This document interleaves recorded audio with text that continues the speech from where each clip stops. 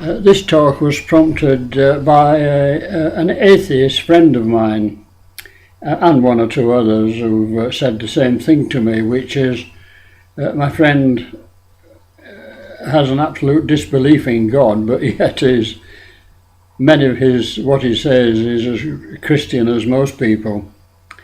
And he's often said to me,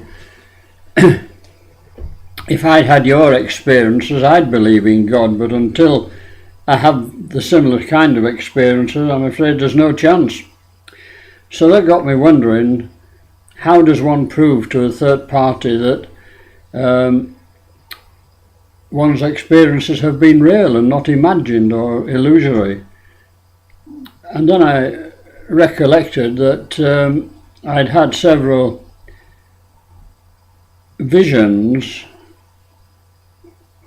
during the period when God was wanting me to go onto his side that came true afterwards. So I just thought I'd speak about these experiences as an example, because they at least prove to me that what I experienced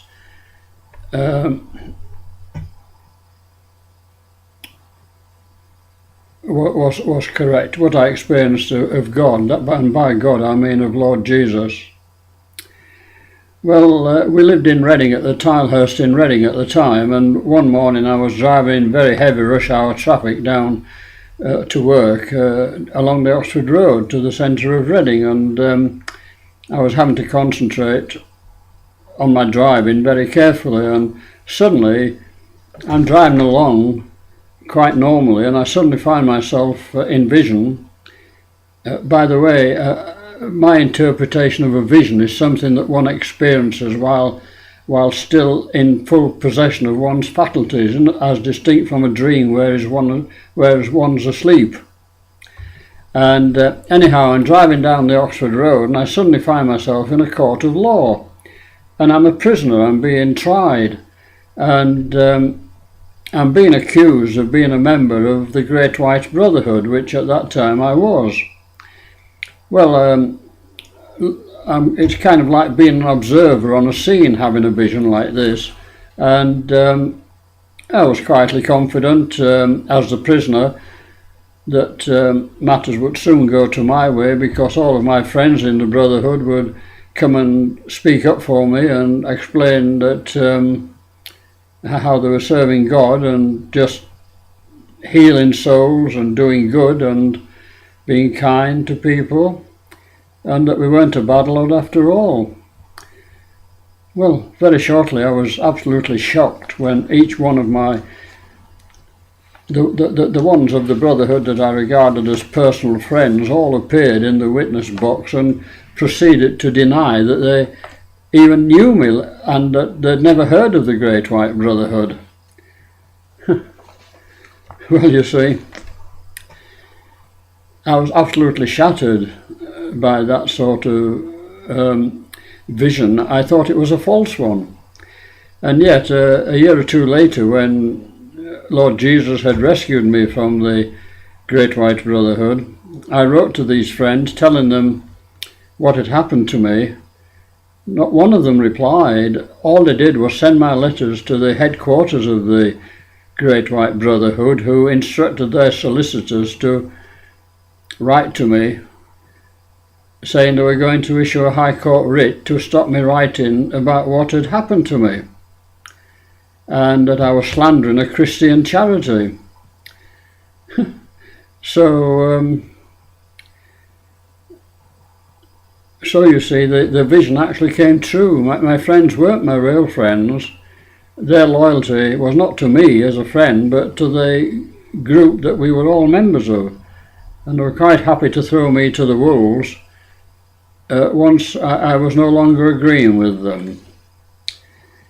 Well, the next example I have of this type of experience is one day I found myself in vision, ill, in a dark, damp forest, I was stretched out on the ground, dying, as I thought, absolutely like a beggar, soaking wet through, no reason for living. And I'm just about to give up the ghost when suddenly I feel myself being turned over. And it was a man with very gentle hands, and he kind of healed me, and I suddenly found a reason for living again. And as I looked up to see who it was dark, of course, and I could only vaguely see his outline, and he said, go along your way and don't tell who has healed you. Well, of course, I jumped up, and when I went off, and when I came to the first village, I went into the marketplace and proceeded to tell everyone about this wonderful man who would come and save me and rescued me from dying of illness in the forest. And well, they all said I was mad, and they started attacking me and literally beat me out of the town. Well, very shortly after that, again I was in vision lying in the desert, ill, once again absolutely destitute and dying, and my ear was pressed to the ground, to the sand, and I suddenly hear a kind of a thumping in my ear, as if and I looked up, and in the distance I could see this great crowd of people coming along the sand, along the desert sand towards me, and as they got near I could hear shouts of Jesus, Jesus, and at the front of this massive crowd of people there was this very nice looking man. He had a beard, and he was surrounded by what I thought were bodyguards. Anyhow, I'm still laid in the sand as they start passing me, and as this leader, as I thought he must be, in front, he glanced towards me, and I saw the look of recognition in his eyes, and I knew that it was the man who'd healed me in the forest. So of course I jump up and rush after the crowd, shouting, I know Jesus, and he knows me. But they all turned on me and called me mad.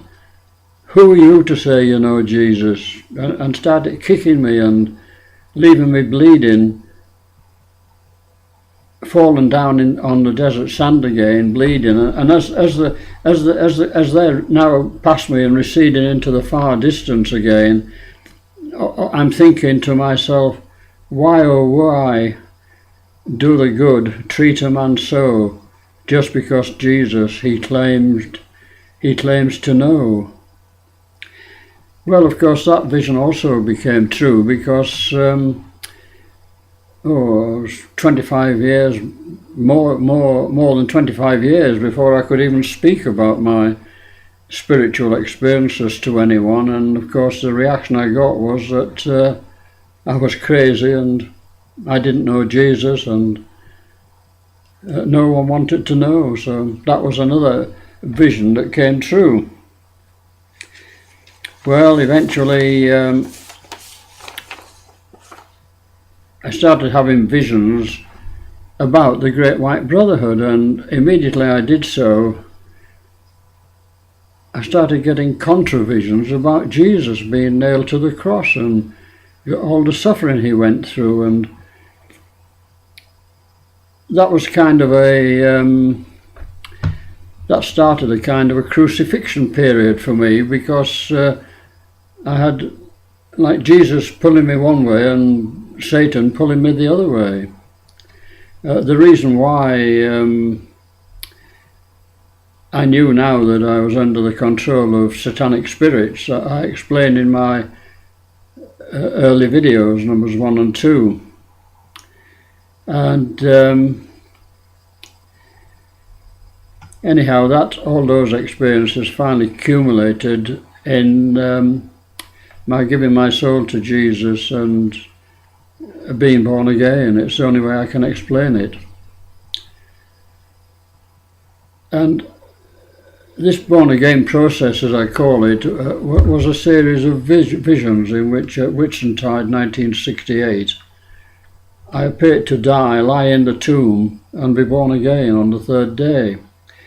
And just as I'm born again, being born again, I find myself in a separate inner vision, being led by an angel down a lane past all the churches on earth. And I was thinking to myself, oh, this must be where I'm going to serve, as we came across each one, but the angel dragged me past, and eventually we ended up in this desert. And the angel stopped and picked up a handful of sand and said, every grain of sand in this desert land is a soul on earth. Here is where you prove your worth. Bring to God all who would be shrewd, but first tell those in whom you believed, what God has shown to you, this you now must do. Well, I mean, to me at the time, I mean, I kind of automatically thought I would have to join a church in order to serve God, that I thought I would definitely have to do after those experiences. And yet, no church wanted to know. They all turned me down, basically, with one exception, which was the Methodist Church. And even the ex-missionary who very kindly wrote to me and tried to explain to me what it was that had happened to me, even that petered out eventually. And it wasn't until, as I've said, many, many years later, I started speaking of my experiences that I realised that I hadn't been intended to join a church, but rather to serve outside the fold and kind of act as a signpost pointing people towards the church, but towards God, really. And so you see, these kind of visions all came true, and they proved to be prophetic visions, which I wouldn't have believed if anyone else had told me.